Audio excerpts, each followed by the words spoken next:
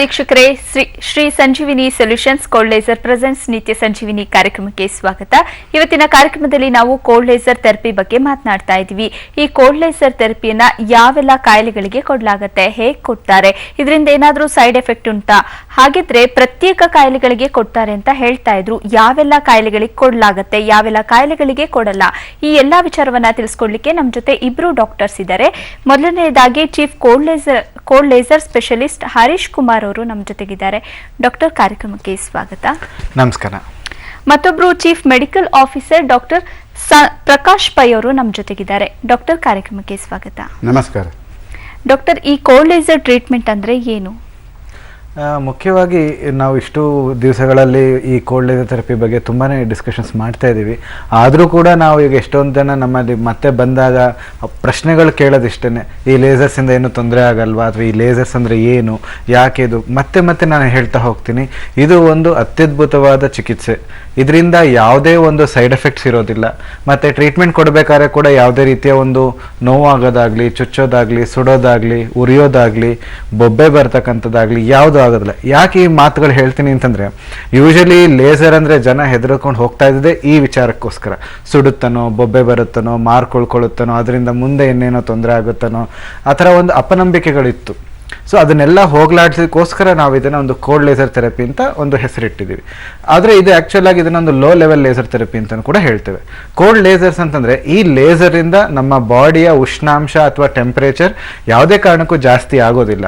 So ಇದ್ರ ಒಂದು safest side, ಅದಕ್ಕೋಸ್ಕರ ಇದನ್ನು ನಾವು ಕೋಲ್ಡ್ ಅಂತ ಹೇಳ್ತೀವಿ ಹೊರತು ಅದು ನಮಗೆ ಇಟ್ಟಾಗ ನಮ್ಗೆ ಯಾವುದೇ ರೀತಿ ಕೋಲ್ಡ್ ಫೀಲ್ ಆಗೋದಿಲ್ಲ. ಬಟ್ ಯಾವುದೇ ಕಾರಣಕ್ಕೂ ಹೀಟ್ ಕ್ರಿಯೇಟ್ ಆಗಲ್ಲ. That is the beauty of this treatment. ಯಾಕೆ ಇದು ಹೀಟ್ ಕ್ರಿಯೇಟ್ ಆಗಬಾರ್ದು ಅನ್ನೋದಾಯಿತು ಅಂತಂದರೆ, ಆ ಲೇಸರ್ಸ್ ಯಾವಾಗ ಒಂದು ಹೀಟ್ ಜಾಸ್ತಿ ಆಗ್ತಾ ಹೋಗುತ್ತೋ, ಅದರ ವೇವ್ ಲೆಂತ್ ಜಾಸ್ತಿ ಆಗ್ತಾ ಹೋಗುತ್ತೋ, ಆಗ ಆ ಭಾಗದಲ್ಲಿ ಉಷ್ಣಾಂಶ ಅಕ್ಯುಮುಲೇಟ್ ಆಗಿ ಈ ತೊಂದರೆಗಳಾಗ್ತಾ ಇತ್ತು. ಆದರೆ ನಮ್ಮ ಲೇಸರ್ಸ್ನ ವೇವ್ ಲೆಂತ್ ಬಂದು ಬರೀ 630 ನ್ಯಾನೋಮೀಟರ್ಸಿಂದ ಹಿಡಿದು 905 ನ್ಯಾನೋಮೀಟರ್ಸ್ ತನಕ ಮಾತ್ರ ಇರೋದ್ರಿಂದ ಈ ಲೇಸರು ನಮ್ಮ ಬಾಡಿ ಮೇಲೆ ಎಷ್ಟೇ ಹೊತ್ತಿದ್ರು ಅದು ಬಾಡಿಯ ಉಷ್ಣಾಂಶನ ಯಾವುದೇ ಕಾರಣಕ್ಕೂ ಜಾಸ್ತಿ ಮಾಡಲ್ಲ. So that is the best way. So ಯಾವಾಗ ಉಷ್ಣಾಂಶ ಜಾಸ್ತಿ ಆಗಲ್ವೋ, ಆ ಒಂದು ಸೈಡ್ ಎಫೆಕ್ಟ್ಸ್ ಅಂತ ಏನು ಜನರ ಯೋಚನೆಗಳು ಅಥವಾ ಅಪನಂಬಿಕೆಗಳು ಏನಿತ್ತು ಅದೆಲ್ಲ ಅದಕ್ಕೊಂದು ಫುಲ್ ಸ್ಟಾಪ್ ಸಿಗುತ್ತೆ. ಅದಾದ ನಂತರ ಈ ಒಂದು ವೇವ್ ಲೆಂತ್ನ ಎರಡನ್ನು ನಾವು ಮರ್ಜ್ ಮಾಡಿದಾಗ ಒಂದು ಸೂಪರ್ ಪಲ್ಸ್ಡ್ ವೇವ್ ಲೆಂತ್ ಅಂತ ಬರುತ್ತೆ. ಆ ಸೂಪರ್ ಪಲ್ಸ್ಡ್ ವೇವ್ ಲೆಂತ್ ಬಂದು 830 ನ್ಯಾನೋಮೀಟರ್ಸ್. ಈ 830 ನ್ಯಾನೋಮೀಟರ್ಸು ನಮ್ಮ ಬಾಡಿಯ ಒಳಗಡೆ ಸುಮಾರು ಅವರವರ ಕಂಡೀಷನ್ಸ್ನ ಮೇಲೆ, ಅವರವರ ಯಾವ ಪಾರ್ಟ್ ಆಫ್ ದ ಬಾಡಿ ನಾವು ಟ್ರೀಟ್ ಮಾಡ್ತೀವಿ ಅದ್ರ ಮೇಲೆ ಮ್ಯಾಕ್ಸಿಮಮ್ 4 ಇಂಚಷ್ಟು ಬಾಡಿ ಒಳಗಡೆ ಹೋಗ್ತಕ್ಕಂಥ ಕೆಪಾಸಿಟಿ ಈ ಲೇಸರ್ಗಿದೆ. ಆದರೆ ಬೇರೆ ಲೇಸರ್ಸ್ಗಳಿಗೆ ಅರ್ಧ ಇಂಚ್ಗಿಂತ ಜಾಸ್ತಿ ಒಳಗಡೆ ಹೋಗೋ ಕೆಪಾಸಿಟಿ ಇಲ್ಲ, ಇದುವರೆಗೂ ಇಲ್ಲ.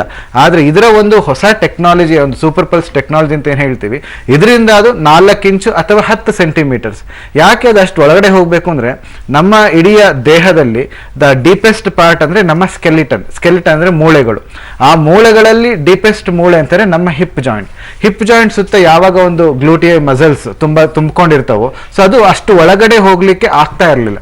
ಆದರೆ ನಮ್ಮ ಲೇಸರ್ಸು ಆ 4 ಇಂಚಸ್ ಅಥವಾ ಒಂದು 10 ಸೆಂಟಿಮೀಟರ್ಸ್ ಅಂತ ಏನು ಹೇಳ್ತೀವಿ, ಅದಷ್ಟು ಒಳಗಡೆ ಹೋಗಿ ಆ ಹಿಪ್ ಜಾಯಿಂಟಲ್ಲಿ ಆಗಿರ್ತಕ್ಕಂಥ ಎವ್ಯಾಸ್ಕ್ಯುಲರ್ ನೆಕ್ರೋಸಿಸ್ ಆಗಿರ್ಬೋದು, ಅಥವಾ ಹಿಪ್ ಜಾಯಿಂಟಲ್ಲಿ ಆಗಿರ್ತಕ್ಕಂಥ ಆಸ್ಟಿಯೋ ಆರ್ಥರೈಟಿಸ್ ಆಗಿರ್ಬೋದು, ಅಥವಾ ಅಲ್ಲಾಗಿರ್ತಕ್ಕಂಥ ಪೋಸ್ಟ್ ಫ್ರಾಕ್ಚರ್ ಸ್ಟಿಫ್ನೆಸ್ಗಳಾಗಿರ್ಬೋದು, ಅಥವಾ ಆ ಭಾಗದಲ್ಲಿ ಈ ಸಯಾಟಿಕ್ ನರ್ವ್ ಕಂಪ್ರೆಷನ್ ಅಂತ ಕೂಡ ಆಗುತ್ತೆ. ಸೊ ಅಂಥ ನರ್ವ್ ಕಂಪ್ರೆಷನ್ನ ಕೂಡ ರಿಲೀವ್ ಮಾಡ್ತಕ್ಕಂಥ ಶಕ್ತಿ ಇದೆ.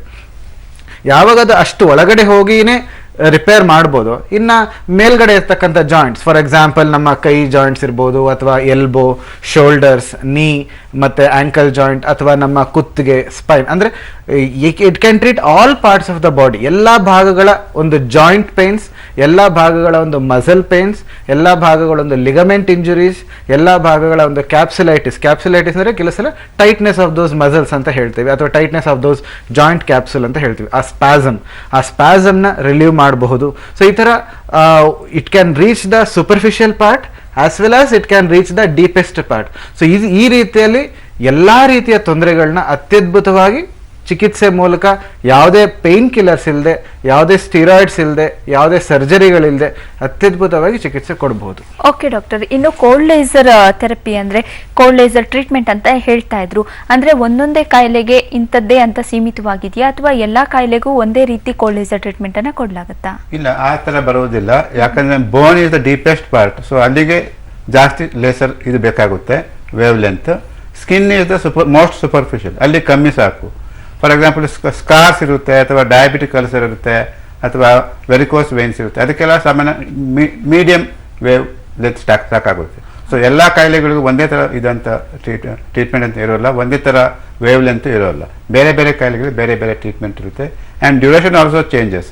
ಫಾರ್ ಎಕ್ಸಾಂಪಲ್ ಸ್ಕಿನ್ ಟ್ರೀಟ್ಮೆಂಟ್ಗೆ ಅಂತ ಹೇಳಿದರೆ ಫೇಶಿಯಲ್ ಪ್ರಾಬ್ಲಮ್ಸ್ಗೆಲ್ಲ ಇದ್ದರೆ 10-15 ಟ್ರೀಟ್ಮೆಂಟಲ್ಲಿ ಗುಣ ಆಗುತ್ತೆ. ಮೂಳೆದಂದರೆ 30-35 ಟ್ರೀಟ್ಮೆಂಟ್ ಬೇಕಾಗಿ ಬರಬಹುದು. ಸೊ ಅದೇ ಥರ ವ್ಯತ್ಯಾಸಗಳು ಕಂಡು ಬರುತ್ತವೆ. ಓಕೆ ಡಾಕ್ಟರ್, ಇನ್ನು ಈ ಕೋಲ್ಡ್ ಲೇಸರ್ ಟ್ರೀಟ್ಮೆಂಟ್ ಅಲ್ಲಿ ಎಷ್ಟು ಟೈಪ್ಸ್ ಇದೆ? ಕೋಲ್ಡ್ ಲೇಸರ್ ಟ್ರೀಟ್ಮೆಂಟ್ ಅಲ್ಲಿ ಟೈಪ್ಸ್ ಅಂತಿಲ್ಲ, ಆ ವೆರೈಟಿ ಆಫ್ ಮೆಥಡ್ಸ್ ಅಲ್ಲಿ ನಾವು ಟ್ರೀಟ್ಮೆಂಟ್ ನ ಕೊಡ್ತಾ ಹೋಗ್ತೀವಿ. ಈಗ ಮೈನ್ ಇವತ್ತಿನ ಒಂದು ಡಿಸ್ಕಷನ್ ಅಲ್ಲಿ ನಾವು ಪೇನ್ ಮ್ಯಾನೇಜ್ಮೆಂಟ್ ಬಗ್ಗೆ ತುಂಬಾ ಏನ್ ಮಾತಾಡ್ತಾ ಇದೀವಿ. ಈ ಪೇನ್ ಅಲ್ಲಿ ಹಲವಾರು ರೀತಿಯ ಕ್ಲಾಸಿಫಿಕೇಶನ್ಸ್ ಬರುತ್ತೆ. ಈಗ ಆರ್ಥರೈಟಿಸ್ ಅಂತ ಹೇಳ್ತೀವಿ. ಸೊ ಈ ಆರ್ಥರೈಟಿಸ್ ಅಂದ ತಕ್ಷಣ ಎಲ್ಲಾ ರೀತಿಯ ಆರ್ಥರೈಟಿಸ್ಗಳು ಒಂದೇ ತರ ಇರೋದಿಲ್ಲ. ಫಾರ್ ಎಕ್ಸಾಂಪಲ್ ಜನರಲ್ ಆಗಿ ಎಲ್ಲರಿಗೂ ಬರ್ತಕ್ಕಂಥ ಆರ್ಥರೈಟಿಸ್ ಅಂದ್ರೆ ಮೂಳೆ ಸವೆತ ಅಂತಂದ್ರೆ ಮಂಡಿಯ ಮೂಳೆಗಳು ಸವಿತಾ ಬರ್ತವೆ, ಅಥವಾ ನಮ್ಮ ಹಿಪ್ ಜಾಯಿಂಟ್ ನ ಮೂಳೆ ಅಥವಾ ಆಂಕಲ್ ಜಾಯಿಂಟ್ ನ ಮೂಳೆ. ಸೊ ಈ ರೀತಿ ಮೂಳೆಗಳ ಸವೆತ, ಆ ಆರ್ಥರೈಟಿಸ್ ಅಲ್ಲಿ ಹಲವಾರು ಕ್ಲಾಸಿಫಿಕೇಶನ್ಸ್ ಇದೆ. ಮೇನ್ ಆಗಿ ಈ ನಮ್ಮ ಆಟೋ ಇಮ್ಯೂನ್ ಡಿಸೀಸಸ್ ಅಂತಂದ್ರೆ ನಮ್ಮ ಬಾಡಿಯ ಒಂದು ರೋಗ ನಿರೋಧಕ ಶಕ್ತಿ ಕುಗ್ಗೋದ್ರಿಂದ ಉಂಟಾಗ್ತಕ್ಕಂಥ ಆಟೋ ಇಮ್ಯೂನ್ ಡಿಸೀಸ್ ಅಲ್ಲಿ ಮೊದಲನೇದಾಗಿ ನಿಂತ್ಕೊಳ್ತಕ್ಕಂಥದ್ದು ಈ ಸಂಧಿವಾತ ಅಂದ್ರೆ ರುಮ್ಯಾಟೆಡ್ ಆರ್ಥರೈಟಿಸ್ ಅಂತ ಹೇಳ್ತೀವಿ. ಸೊ ಈ ರುಮ್ಯಾಟೆಡ್ ಆರ್ಥರೈಟಿಸ್ ಬಂದ್ರೆ ಅದಕ್ಕೆ ಕ್ಯೂರ್ ಅನ್ನೋದು ಇರೋದಿಲ್ಲ. ಆದರೆ ಅದನ್ನ ಡೆಫಿನೆಟ್ ಆಗಿ ಒಂದು ಮೆಡಿಕೇಶನ್ಸ್ ಮೂಲಕ, ಒಂದು ರೊಮೆಟಾಲಜಿಕಲ್ ಒಪಿನಿಯನ್ ಮೂಲಕ, ನಮ್ಮ ಒಂದು ಲೇಸರ್ಸ್ ಮೂಲಕ, ಪೇನ್ ಕಿಲ್ಲರ್ಸ್ ಇಲ್ದೇನೆ ಅವರ ಒಂದು ಏನು ಈಗಿನ ಒಂದು ಸ್ಥಿತಿ ಏನಿದೆ ಅದನ್ನ ಇಲ್ಲಿಗೆ ಅರೆಸ್ಟ್ ಮಾಡಿ ಮುಂದೆ ಅದು ವರ್ಸ್ಟ್ ಆಗದೆ ಇರೋ ಥರ ಅವರ ಕೆಲಸಗಳು ಅವರ ಇಂಡಿಪೆಂಡೆಂಟ್ ಆಗಿ ಮಾಡ್ಕೊಳ್ಳೋ ಥರ ನಾವು ಮಾಡ್ಬೋದು. ಅದೇ ರೀತಿಯಲ್ಲಿ ಇನ್ನ ಒಂದು ಆಟೋಇಮ್ಯೂನ್ ಡಿಸೀಸ್ ಅಂದ್ರೆ ಆಂಕಲೋಸಿಂಗ್ ಸ್ಪಾಂಡಿಲೈಟಿಸ್ ಅಂತ ಹೇಳ್ತೀವಿ. ಈ ಆಂಕಲೋಸಿಂಗ್ ಸ್ಪಾಂಡಿಲೈಟಿಸ್ ಯೂಶುವಲಿ ಗಂಡಸರಲ್ಲಿ ತುಂಬಾ ಜಾಸ್ತಿಯಾಗಿ ಕಾಣಿಸ್ಕೊಳ್ಳುತ್ತೆ. ಅಂಡ್ ನಮ್ಮ ಬೆನ್ನು ಹುರಿ ಅಂತ ಏನ್ ಹೇಳ್ತೀವಿ, ಕುತ್ತಿಗೆ ಮಧ್ಯದ ಬೆನ್ನು ಸೊಂಟ, ಈ ಬೆನ್ನು ಹುರಿ ಪೂರ್ತಿ ಕೂಡ್ಕೊಂಡ್ಬಿಡುತ್ತೆ. ಸೊ ಈ ತರ ಕೂಡ್ಕೊಂಡಾಗ ಏನಾಗುತ್ತೆ, ಅದು ಒಂದು ಬಿದಿರು ತರ ಆಗ್ಬಿಡುತ್ತೆ. ಬ್ಯಾಂಬೂ ಸ್ಪೈನ್ ಅಂದ್ರೆ ಅದನ್ನ ಮುರಿಯಕ್ಕಾಗಲ್ಲ. ಸೊ ಅದು ಹಂಗೆ ಒಂದು ರೀತಿಯಲ್ಲೇ ಹಿಂಗೆ ತಿರುಗಬೇಕು, ಅಥವಾ ಒಂದು ರೋಬೋಟ್ ತರ ಆಗ್ಬಿಡುತ್ತೆ, ಆ ಬ್ಯಾಂಬೂ ಸ್ಪೈನ್ ಆಗ್ಬಿಡುತ್ತೆ. ಸೊ ಅದನ್ನ ನಾವು ಇನಿಷಿಯಲ್ ಸ್ಟೇಜಸ್ ಅಲ್ಲೇ ನಾವು ಲೇಸರ್ಸ್ ಕೊಟ್ಟು ಅದನ್ನ ಇದು ಮಾಡಿದ್ರೆ ಆ ಬ್ಯಾಂಬೂ ಸ್ಪೈನ್ ಅಪಿಯರೆನ್ಸ್ ನ ಕಂಪ್ಲೀಟ್ ಆಗಿ ಸ್ಟಾಪ್ ಮಾಡಬಹುದು. ಅಂಡ್ ಅದನ್ನ ವರ್ಸ್ಟ್ ಆಗದೆ ಇರೋ ತರ ನಾವು ಕಾಪಾಡ್ಕೊಳ್ಬಹುದು. ಅದೇ ರೀತಿಯಲ್ಲಿ ಇನ್ನ ಒಂದು ಈ ಸೋರಿಯಾಸಿಸ್ ಏನು ಚರ್ಮದ ಕಾಯಿಲೆ. ಹೇಳ್ತೀನಿ ಡಾಕ್ಟರ್, ಸೋರಿಯಾಸಿಸ್ಗೆ ಯಾವ ರೀತಿ ಕೋಲ್ಡ್ ಲೇಸರ್ ಟ್ರೀಟ್ಮೆಂಟ್ ಅನ್ನ ಕೊಡ್ತೀರಾ ಅಂತ. ಈಗ ಒಬ್ರು ಕಾಲರ್ ಹಿಡಿದ್ದಾರೆ, ರಾಜೇಗೌಡ ಮಂಡ್ಯದಿಂದ ಕರೆ ಮಾಡಿದ್ದಾರೆ. ನಮಸ್ಕಾರ ರಾಜೇಗೌಡ ಅವರೇ. ನಮಸ್ತೆ ಮೇಡಮ್. ಡಾಕ್ಟರ್ ಇದ್ದಾರೆ, ನಿಮ್ಮ ಸಮಸ್ಯೆ ಹೇಳಿ ಸರ್. ಕೊಡಿ ಡಾಕ್ಟರ್ಗೆ. ನಮಸ್ತೆ ಡಾಕ್ಟರ್. ನಮಸ್ತೆ, ಹೇಳಿ ರಾಜೇಗೌಡ್ರೆ. ಸರ್, ಕಾಲಿಂಬಡಿ ಹತ್ರ ನಾನು ಸುಮಾರು ಫಿಸಿಯೋಥೆರಪಿ ಎಲ್ಲ ತಗೊಂಡೆ, ಹೋಗ್ಲಿಲ್ಲ ಅದು. ಇದು ಕೋಲ್ಡ್ ಲೇಸರ್ ಥೆರಪಿ ತಗೊಂಡ್ರೆ ಸರ ಹೋಗುತ್ತಾ? ಡೆಫಿನೆಟ್ ಆಗಿ ಹೋಗುತ್ತೆ. ನಿಮ್ಮ ಕಾಲು ಹಿಮ್ಮಡಿ ಹತ್ರ ಏನ್ ತೊಂದರೆ ಅಂದ್ರೆ ಆ ಹಿಮ್ಮಡಿಯಲ್ಲಿ ಒಂದು ಎಕ್ಸ್ಟ್ರಾ ಗ್ರೋತ್ ಆಗುತ್ತೆ. ಆ ಎಕ್ಸ್ಟ್ರಾ ಗ್ರೋತ್ ಯಾಕೆ ಅಂತಂದ್ರೆ ನಿಮ್ಮ ಒಂದು ಅಂಗಾಲಲ್ಲಿ ಇರ್ತಕ್ಕಂಥ ಒಂದು ಪ್ಲಾಂಟರ್ ಫೇಶಿಯಾ ಅಂತ ಏನ್ ಹೇಳ್ತೀವಿ, ಆ ಪ್ಲಾಂಟರ್ ಫೇಶಿಯಾ ಅದು ಗಟ್ಟಿ ಆಗ್ಬಿಡುತ್ತೆ. ಅದು ಒಂದು ಎಕ್ಸ್ಟ್ರಾ ಬೋನ್ ತರ ಕಾಣಿಸ್ಕೊಳ್ಳುತ್ತೆ, ಒಂದು ಕೊಂಬ್ ತರ ಅಂತ ಹೇಳ್ಬೋದು ಜನರಲ್ ಟರ್ಮ್ಸ್ ಅಲ್ಲಿ. ಅದನ್ನ ಸ್ಪರ್ ಅಂತ ಹೇಳ್ತೀವಿ. ಸೊ ಇಲ್ಲಿ ತನಕ ಏನಾಗ್ತಾ ಇತ್ತು ಅಂದ್ರೆ ಸ್ಪರ್ಗೆ ಟ್ರೀಟ್ಮೆಂಟ್ ಆಸೆಚ್ ಅಂತಂದ್ರೆ ಪೇನ್ ಕಿಲ್ಲರ್ಸ್ ಕೊಡ್ತಾ ಇದ್ರು, ಅಥವಾ ಆ ಪರ್ಟಿಕ್ಯುಲರ್ ಜಾಯಿಂಟ್ಗೆ ಒಂದು ಸ್ಟಿರಾಯ್ಡಲ್ ಇಂಜೆಕ್ಟ್ ಮಾಡ್ತಾ ಇದ್ರು, ಅಥವಾ ಈ ಫಿಸಿಯೋಥೆರಪಿ ಅಂತ ಕೊಡ್ತಾ ಇದ್ರು. ಅಂದ್ರೆ ಅದು ತಾತ್ಕಾಲಿಕವಾಗಿ ನಿಮ್ಮ ನೋವುಗಳನ್ನ ಶಮನ ಮಾಡ್ತಾ ಇತ್ತು. ಆದ್ರೆ ಆ ಎಕ್ಸ್ಟ್ರಾ ಗ್ರೋತ್ ಏನಿದೆಯೋ ಅದನ್ನ ಕರಗಿಸ್ತಕ್ಕಂಥದ್ದು ಇದುವರೆಗೂ ಬಂದಿರಲಿಲ್ಲ. ಆದ್ರೆ ನಮ್ಮ ಕೋಲ್ಡ್ ಲೇಸರ್ಸ್ ಮುಖಾಂತರ ಆ ಸ್ಪರ್ನ ಕರಗಿಸ್ಬೋದು. ಯಾಕೆ ಅಂತಂದ್ರೆ ನಮ್ಮ ಕೋಲ್ಡ್ ಲೇಸರ್ಸ್ ಅಲ್ಲಿ ಹಲವಾರು ರೀತಿಯ ಆಕ್ಟಿವಿಟೀಸ್ ಆಗುತ್ತೆ. ಅದರಲ್ಲಿ ಒಂದು ಆಕ್ಟಿವಿಟಿ ಅಂದ್ರೆ ಆಸ್ಟಿಯೋಕ್ಲಾಸ್ಟಿಕ್ ಆಕ್ಟಿವಿಟಿ ಅಂತ ಹೇಳ್ತೀವಿ. ಈ ಆಸ್ಟಿಯೋಕ್ಲಾಸ್ಟಿಕ್ ಆಕ್ಟಿವಿಟಿ ಅಂದ್ರೆ ಏನು ಅಬ್ನಾರ್ಮಲ್ ಗ್ರೋತ್ ಇದೆಯೋ ಆ ಅಬ್ನಾರ್ಮಲ್ ಗ್ರೋತ್ ನ ನಾರ್ಮಲೈಸ್ ಮಾಡ್ತಕ್ಕಂಥ ಶಕ್ತಿ ಈ ಲೇಸರ್ಸ್ ಅಲ್ಲಿ ಇದೆ. ಸೊ ಆ ಬೋನ್ಸ್ ನ ಇದು ಕರಗಿಸ್ತಾ ಬರುತ್ತೆ.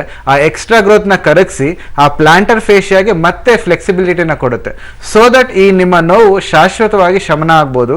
ಈಗ ನೀವು ಮಂಡ್ಯದಿಂದ ಮಾತಾಡ್ತಾ ಇದ್ದಾರೆ ಅಂದ್ರೆ ನಮ್ಮ ಅಂಗಸಂಸ್ಥೆ ಮೈಸೂರಲ್ಲೂ ಕೂಡ ಇದೆ, ಅಥವಾ ನೀವು ಬೆಂಗಳೂರಲ್ಲಿ ಬಂದು ನಮ್ಮನ್ನ ಭೇಟಿ ಮಾಡಬಹುದು. ಮಲ್ಲೇಶ್ವರಂ 15ನೇ ಕ್ರಾಸ್ ಅಲ್ಲಿ ಕರೂರ್ ವೈಶ್ಯ ಬ್ಯಾಂಕ್ ಮುಂಭಾಗ ಸುನಿಲ್ ಫ್ಯಾಷನ್ಸ್ ಮೇಲ್ಗಡೆ 3ನೇ ಮಹಡಿಲಿದ್ದೀವಿ. ಸೊ ನಿಮ್ಗೆಲ್ಲ ಅನುಕೂಲ ಆಗುತ್ತೋ ಅಲ್ಲಿ ಒಂದ್ಸಲ ಭೇಟಿ ಕೊಟ್ಟು ನಿಮ್ಮ ಪ್ರಾಬ್ಲಮ್ಗೆ ಸಾಲ್ವೇಷನ್ ತಗೊಳ್ಳಿ. Thank you.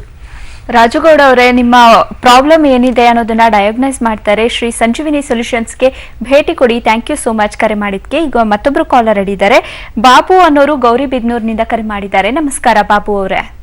ನಮಸ್ಕಾರ ಮೇಡಮ್. ಡಾಕ್ಟರ್ ಇದ್ದಾರೆ, ನಿಮ್ಮ ಸಮಸ್ಯೆ ಹೇಳಿ ಸರ್. ನಮಸ್ತೆ, ಹೇಳಿ ಬಾಬು ಅವರೇ. ನಮಸ್ಕಾರ ಸರ್. ಹೇಳಿ ಸರ್. ಸರ್, ನಮ್ಗೆ ಬ್ಯಾಕ್ ಪೇನ್ ಇದೆ ಸರ್. L1 L5 ಅಂತೇಳಿ MRI ಸ್ಕ್ಯಾನ್ ಮಾಡ್ತಿದ್ದೀವಿ ಸರ್. ಓಕೆ.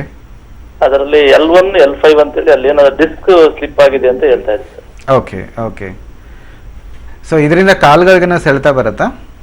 ಹೌದು ಸರ್, ಒಂದು ಲೆಫ್ಟ್ ಸೈಡ್ ಲೆಗ್ ಎಲ್ಲ ಸ್ವಲ್ಪ ಒಂಥರ ಅನ್ಕಾನ್ಶಿಯಸ್ ಜೋಮ್ ಬರೋ ಥರ ನಮ್ನೆಸ್ ಥರ ಬರುತ್ತೆ.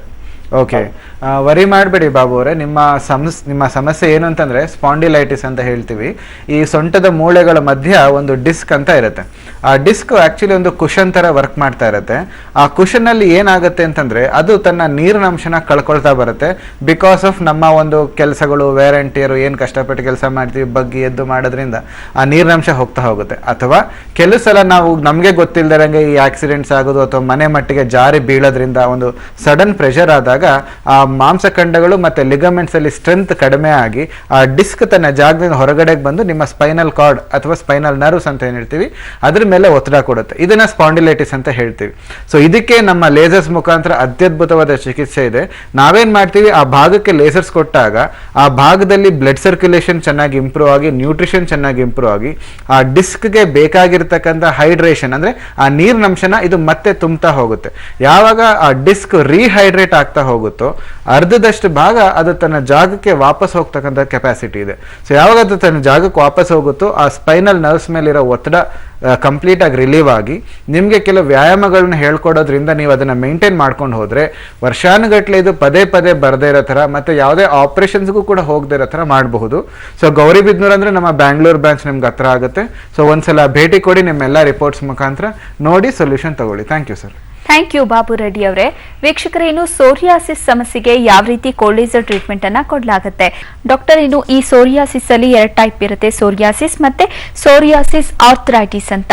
ಈ 2 ಕಾಯಿಲೆಗಳಿಗೆ ಬೇರೆ ಬೇರೆಯಾಗಿ ಅಂದ್ರೆ ಪ್ರತ್ಯೇಕ ಕೋಲ್ಡ್ ಲೇಸರ್ ಟ್ರೀಟ್ಮೆಂಟ್ ಅನ್ನ ಕೊಡ್ತೀರಾ ಅಥವಾ 2ಕ್ಕೂ ಒಂದೇ ಇರುತ್ತಾ? ಇಲ್ಲ, ಆ ತರ ಅಲ್ಲ. ಸೋರಿಯಾಸಿಸ್ಗೆ ಟ್ರೀಟ್ಮೆಂಟ್ ಬೇರೆ ಇರುತ್ತೆ. ಸೋರಿಯಾಸಿಸ್ ಆರ್ಥರೈಟಿಸ್ ಸ್ವಲ್ಪ ಜಾಸ್ತಿ ಕೊಡಬೇಕಾಗಿ ಬರುತ್ತೆ. ಯಾಕಂದ್ರೆ psoriasis is A skin disorder and it is also A disorder which it is always ಒಂಥರ ಕಂಟಿನ್ಯೂಸ್ ಆಗಿರುತ್ತೆ, ದೇಹದಿಂದ ಹೋಗೋದಿಲ್ಲ ಅದು. ಸೊ ಅದನ್ನ ಏನಾಗುತ್ತೆ, ಚರ್ಮ ಸುಲ್ದು ಹೋಗ್ತಾ ಇರುತ್ತೆ, ಚರ್ಮ ಬಂದು ಒಂಥರ ಸ್ಟಿಫ್ ಆಗಿ ಮಾಡುತ್ತೆ, ಆಮೇಲೆ ಕೊನೆಗೆ ಅದು ಜಾಯಿಂಟ್ಸಿಗೆ ಹೋಗಿ ಅದನ್ನು ಇನ್ವಾಲ್ವ್ ಮಾಡುತ್ತೆ. ಸೊ ಅದನ್ನು it licks the skin and also bites the joint. So ಆದ್ರಿಂದ ಸೋರಿಯಾಸಿಸ್ಗೆ ಟ್ರೀಟ್ಮೆಂಟ್ ಕೊಡಬೇಕಂದ್ರೆ ಫಸ್ಟ್ ಸೋರಿಯಾಸಿಸನ್ನೇ ಟ್ರೀಟ್ ಮಾಡಬೇಕು. ಆಮೇಲೆ ಅಲೋಪತಿಯಲ್ಲಿ ಏನಿದ್ದು ಲೋಷನ್ಸ್ ಕೊಡ್ತಾರೆ, ಕ್ರೀಮ್ ಕೊಡ್ತಾರೆ, ಇದು ಮಾಡ್ತಾರೆ, ಬಟ್ ಪರ್ಮನೆಂಟ್ ಕ್ಯೂರ್ ಇಲ್ಲ. ಯಾಕಂದರೆ psoriasis like rheumatoid arthritis is a chronic disease, ಅದು ದೇಹದಿಂದ ಹೋಗೋದಿಲ್ಲ. ವೆರಾಸ್ ನಮ್ಮ ಲೇಸರಿಂದ ಅದಕ್ಕೆ ಅತ್ಯುತ್ತಮ ಚಿಕಿತ್ಸೆ ಇದೆ. ಅದನ್ನು ಮುಂದೆ ಜಾಯಿಂಟ್ಸ್ಗೆ ಹೋಗೋದನ್ನು ತಪ್ಪಿಸುತ್ತೆ. ಒಂದು ಬೈ ಚಾನ್ಸ್ ಅವ್ರು ಲೇಟಾಗಿ ಬಂದು ಜಾಯಿಂಟ್ಸ್ಗೆ ಎಫೆಕ್ಟ್ ಆಗಿದೆ, ಅದನ್ನು ಕೂಡ ಟ್ರೀಟ್ ಮಾಡೋಕ್ಕೆ ಸಾಧ್ಯವಿದೆ. ಅಂದ್ರೆ ಸೋರಿಯಾಸಿಸ್ ಕೊಡೋದಕ್ಕಿಂತ ಸೋರಿಯಾಸಿಸ್ ಆರ್ಥರೈಟಿಸ್ಗೆ ಹೆಚ್ಚಿನ ಚಿಕಿತ್ಸೆನ ಬೇಕಾಗುತ್ತೆ. ಯಾಕಂದ್ರೆ ಆಗಲೇ ಬೋನ್ ಇನ್ವಾಲ್ವ್ ಆಗಿರುತ್ತದೆ, ಬೋನ್ಗಳು, ಆದ್ರಿಂದ ಸ್ವಲ್ಪ ಟ್ರೀಟ್ಮೆಂಟ್ ಜಾಸ್ತಿ ಬೇಕಾಗುತ್ತೆ. ಓಕೆ ಡಾಕ್ಟರ್, ಇನ್ನು ಮೂಳೆ ಸವೆತದಿಂದ ಅಂದ್ರೆ ಆರ್ಥರೈಟಿಸ್ ಏನಿರುತ್ತೆ, ಇದರಿಂದ ಜಾಯಿಂಟ್ ಪೇನ್ಸ್ ಎಲ್ಲ ಬರ್ತಾ ಇರುತ್ತೆ. ಮೂಳೆ ಸವಿಯೋದನ್ನ ನಾವು ಮತ್ತೆ ರಿಪ್ಲೇಸ್ಮೆಂಟ್ ಮಾಡ್ಲಿಕ್ಕೆ ಆಗೋದಿಲ್ಲ.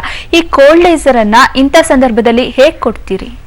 ಸೊ ಮುಖ್ಯವಾಗಿ ಇಲ್ಲಿ that is A very important question. ಯಾಕೆ ಅಂತಂದ್ರೆ ಸೌದೋಗ್ತಾ ಇರುತ್ತೆ, ಸೊ ನೀವೇನ್ ಮಾಡ್ಲಿಕ್ಕೆ ಸಾಧ್ಯ? That is correct. ಯಾಕೆ ಅಂತಂದ್ರೆ ಇಷ್ಟು ದಿವಸ ಏನ್ ಮಾಡ್ತಾ ಇದ್ರು, ಇಷ್ಟು ದಿನ ಒಂದು ಸವಿತಾ ಇದೆ ಅಂತಂದ್ರೆ ಒಂದು ಪೈನ್ ಕಿಲ್ಲರ್ಸ್ ಕೊಡ್ತಾ ಇದ್ರು, ಅಥವಾ ಒಂದು ಫಿಸಿಯೋಥೆರಪಿ ಟ್ರೀಟ್ಮೆಂಟ್ ಕೊಡ್ತಾ ಇದ್ರು, ಅಥವಾ ರಿಪ್ಲೇಸ್ಮೆಂಟ್ ಮಾಡ್ತಾ ಇದ್ರು, ಅಥವಾ ಒಂದು ಸ್ಟೀರಾಯ್ಡಲ್ ಇಂಜೆಕ್ಷನ್ಸ್ ಕೊಡ್ತಾ ಇದ್ರು. ಆದ್ರೆ ಯಾರು ಈ ರಿಪೇರ್ ಅಂದ್ರೆ ಮತ್ತೆ ಅದನ್ನ ಯಾಕೆ ಪುನಶ್ಚೇತನ ಮಾಡೋಕ್ಕಾಗಲ್ಲ, ಮತ್ತೆ ಯಾಕೆ ಅದನ್ನ ರೀಜನರೇಟ್ ಮಾಡ್ಲಿಕ್ಕೆ ಆಗಲ್ಲ ಅನ್ನೋ ಆಲೋಚನೆಗಳು ಇರಲಿಲ್ಲ.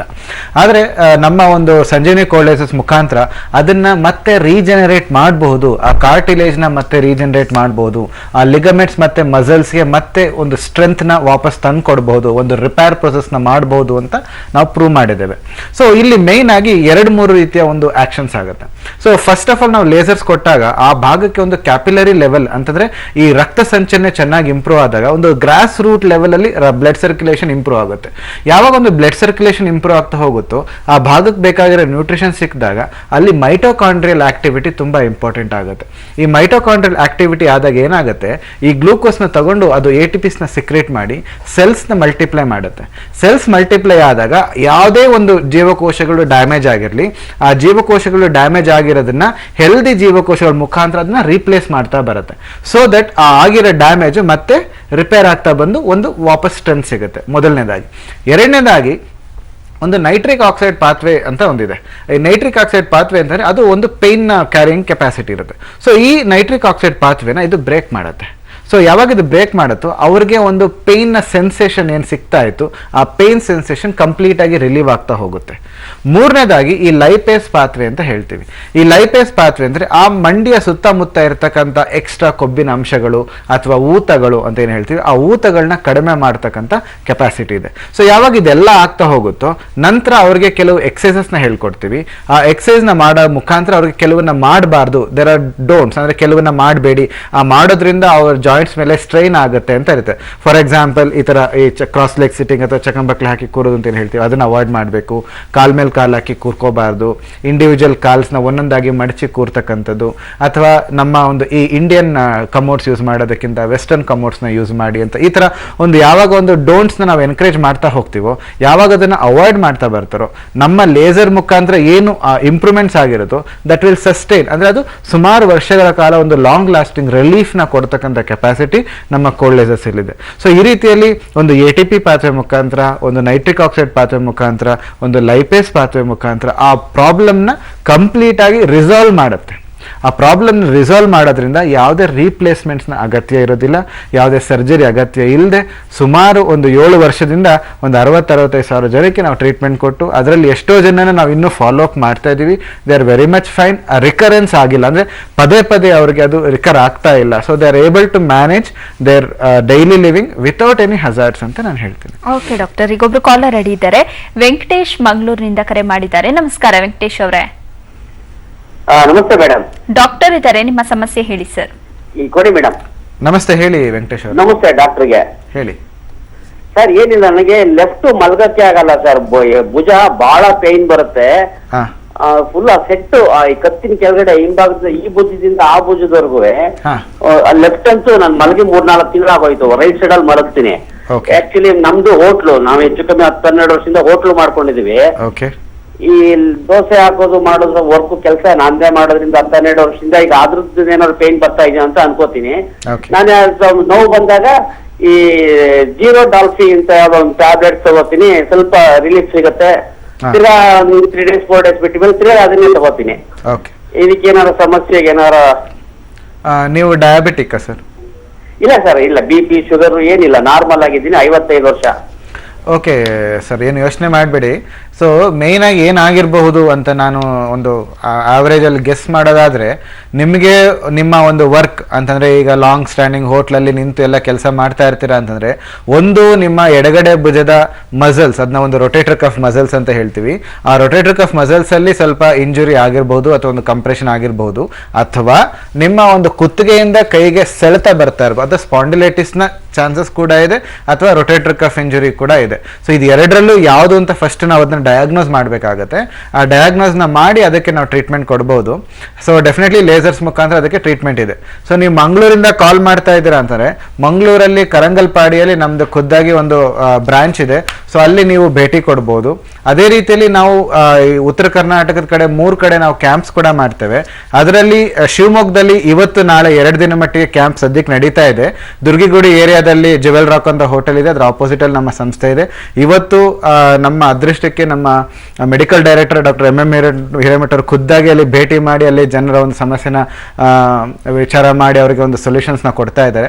ಅದೇ ರೀತಿಯಲ್ಲಿ ನೆಕ್ಸ್ಟ್ ನಾವು 14ರಿಂದ 18 ತನಕ ನಾವು ಹುಬ್ಬಳ್ಳಿಗೆ ಬರ್ತಾ ಇದ್ದೀವಿ. ಹುಬ್ಬಳ್ಳಿಯಲ್ಲಿ ವಿದ್ಯಾನಗರದಲ್ಲಿ ಸುಶ್ರುತ ಮಲ್ಟಿ ಸ್ಪೆಷಾಲಿಟಿ ಹಾಸ್ಪಿಟಲ್ ಅಂತ ಇದೆ, ಅಲ್ಲಿ 2ನೇ ಮಹಡಿಯಲ್ಲಿ ನಮ್ಮ ಸಂಸ್ಥೆ ಇದೆ. ಸೊ ಅಲ್ಲಿ ಕೂಡ ನಮ್ಮ medical director doctor MM Hiremath ಖುದ್ದಾಗಿರ್ತಾರೆ. ಸೊ ಅಲ್ಲಿ ಜನ ಅದರ ಪ್ರಯೋಜನ ಪಡ್ಕೊಳ್ಬೋದು. ಅದಾದ ನಂತರ 20ರಿಂದ 24 ನಾವು ಗುಲ್ಬರ್ಗಾಗೆ ನಮ್ಮ ತಂಡ ಬರುತ್ತೆ. ಗುಲ್ಬರ್ಗಾದಲ್ಲಿ ಐವಾನ್ ಶಾಹಿ ರಸ್ತೆಯಲ್ಲಿ ಏಷ್ಯನ್ ಬಿಸ್ನೆಸ್ ಸೆಂಟರ್ ಅಂತ ಏಷ್ಯನ್ ಮಾಲ್ ಪಕ್ಕ ಇದೆ, ಅಲ್ಲಿ ನಮ್ಮ 5 ದಿನ ಮಟ್ಟಿಗೆ ಕ್ಯಾಂಪ್ ಇರುತ್ತೆ. ಸೊ ಜನ ಇದರ ಸದುಪಯೋಗ ಪಡಿಸ್ಕೊಳ್ಳಿ. ಯಾಕೆಂದ್ರೆ ನಾವೇ ನಿಮ್ಮ ಹತ್ರ ಬಂದಾಗ ಇಂಥ ಒಂದು ಅತ್ಯದ್ಭುತವಾದ ಟೆಕ್ನಾಲಜಿ ಇದು ಜಗತ್ತಲ್ಲೇ ಮೊದಲನೇ ಬಾರಿಗೆ ನಮ್ಮ ಭಾರತಕ್ಕೆ ನಮ್ಮ ಸಂಜೀವಿನಿ ಮುಖಾಂತರ ಪರಿಚಯಿಸ್ತಾ ಇದ್ದೀವಿ. ಅದರ ಪ್ರಯೋಜನ ಪಡ್ಕೊಳ್ಳಿ ಅಂತ ಹೇಳ್ತೀನಿ. Thank you. ವೆಂಕಟೇಶ್ ಅವರೇ, ಸೆಲ್ಫ್ ಮೆಡಿಕೇಶನ್ ಒಳ್ಳೇದಲ್ಲ.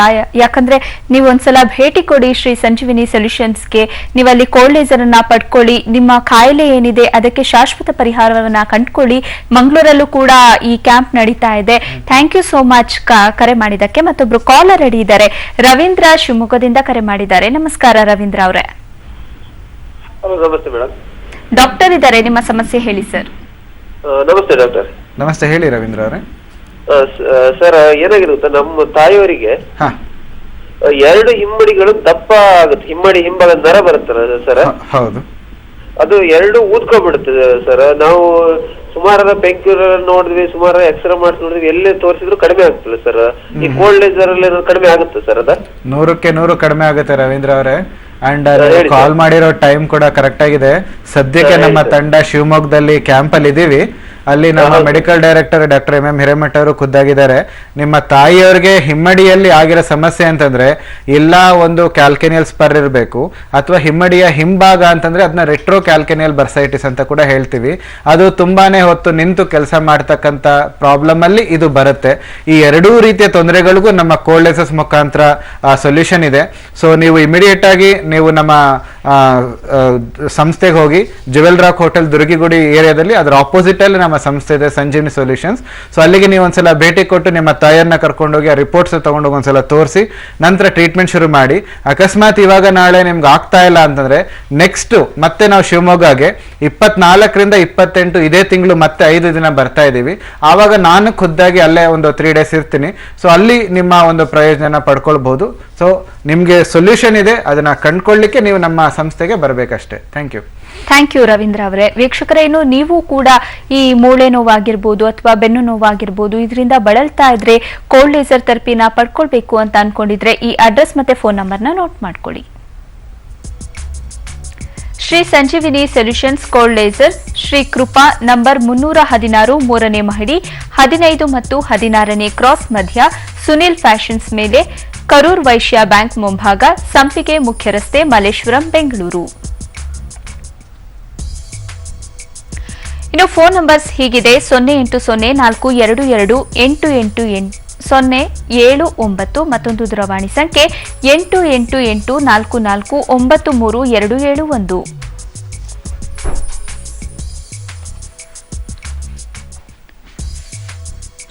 ಇನ್ನು ಇತರೆ ಶಾಖೆಗಳ ಫೋನ್ ನಂಬರ್ಸ್ ಹಾಗೆ ಅಡ್ರೆಸ್ ಹೀಗಿದೆ: ಮಂಗಳೂರು ಶಾಖೆಯ ಫೋನ್ ನಂಬರ್ ಹೀಗಿದೆ 8884493278. ಇನ್ನು ಹುಬ್ಬಳ್ಳಿ ಶಾಖೆಯ ಫೋನ್ ನಂಬರ್ 8884493276. ಇನ್ನು ಶಿವಮೊಗ್ಗ ಶಾಖೆಯ ಫೋನ್ ನಂಬರ್ಸ್ 8884493277. ಇನ್ನು ಮೈಸೂರು ಶಾಖೆಯ ಫೋನ್ ನಂಬರ್ಸ್ 7259142950. ಗುಲ್ಬರ್ಗಾ ಶಾಖೆಯ ಫೋನ್ ನಂಬರ್ಸ್ 8884427222. ಇನ್ನು ನಿಮ್ಮ ಸಮಸ್ಯೆಯನ್ನ ವಾಟ್ಸ್ಆಪ್ ಮಾಡೋದಕ್ಕೆ ವಾಟ್ಸ್ಆಪ್ ನಂಬರ್ ಹೀಗಿದೆ 7406628683. ಇನ್ನು ವೆಬ್ಸೈಟ್ ಅಡ್ರೆಸ್ www.sanjeevinicoldlaser.com ಲಾಗಿನ್ ಆಗಿ. ಡಾಕ್ಟರ್, ಕಾರ್ಯಕ್ರಮದಲ್ಲಿದ್ದು ಈ ಕೋಲ್ಡ್ ಲೇಸರ್ ಥೆರಪಿ ಬಗ್ಗೆ ತಿಳಿಸ್ಕೊಟ್ರಿ. ಹಾಗೆ ಈ ಕೋಲ್ಡ್ ಲೇಸರ್ ಥೆರಪಿನ ಯಾವೆಲ್ಲ ಕಾಯಿಲೆಗಳಿಗೆ ಕೊಡಲಾಗುತ್ತೆ ಮತ್ತೆ ನಿಮ್ಮ ಶಾಖೆಗಳು ಎಲ್ಲೆಲ್ಲಿದೆ ಅನ್ನೋದನ್ನ ವೀಕ್ಷಕರಿಗೆ ತಿಳಿಸ್ಕೊಟ್ರಿ. Thank you so much. ನಮಸ್ಕಾರ ವೀಕ್ಷಕರೇ, ನೋಡಿದ್ರಲ್ಲ, ಇದಾಗಿತ್ತು ಈ ಹೊತ್ತಿನ ವಿಶೇಷ ಕಾರ್ಯಕ್ರಮ ನಿತ್ಯ ಸಂಜೀವಿನಿ. ನೆನಪಿಲಿ ನ್ಯೂಸ್ ಅಂದ್ರೆ ಪಬ್ಲಿಕ್ ಟಿವಿ.